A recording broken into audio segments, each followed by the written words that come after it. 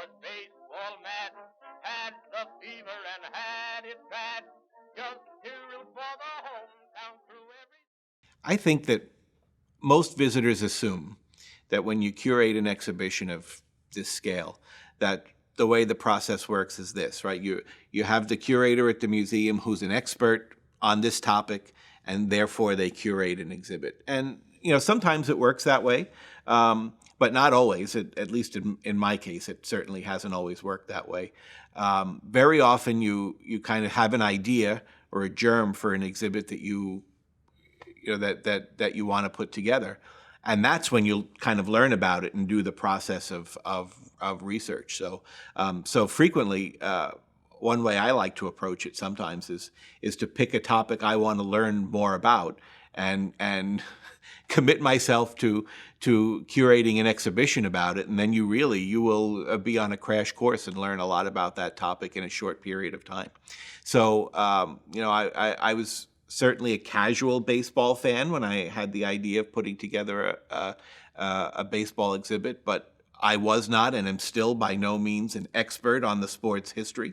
So I had to visit with and talk with a lot of people who were, and that included collectors, but also going to other institutions. I spent a week at the National Baseball Hall of Fame in Cooperstown, both looking through their collections to identify material that we might want to borrow, and they've been a wonderful partner with us in this exhibition and loaning material to us.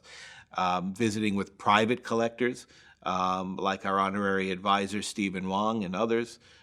In many cases, going to their homes and looking at their collection and talking with them about why pieces were important and what stories they told.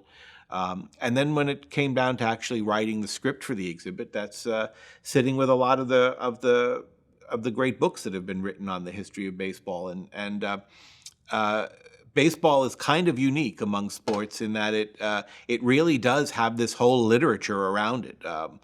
Histories that have been written, multiple histories that most other sports don't have.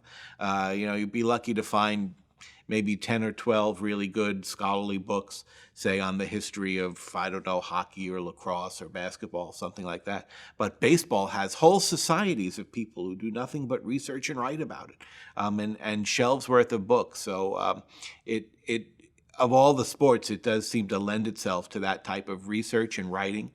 So that's part of it, being accurate, but not just accurate in terms of the facts that you're presenting in the exhibit, getting into the spirit of the game and discussing some of the mythology around it, and making that feel authentic and accurate also. That's all part of the research and presentation process too. So it's a lot of fun, and I certainly didn't start out as an expert in baseball, but you learn a lot about it in a short period of time by curating an exhibit like this, especially of this scale.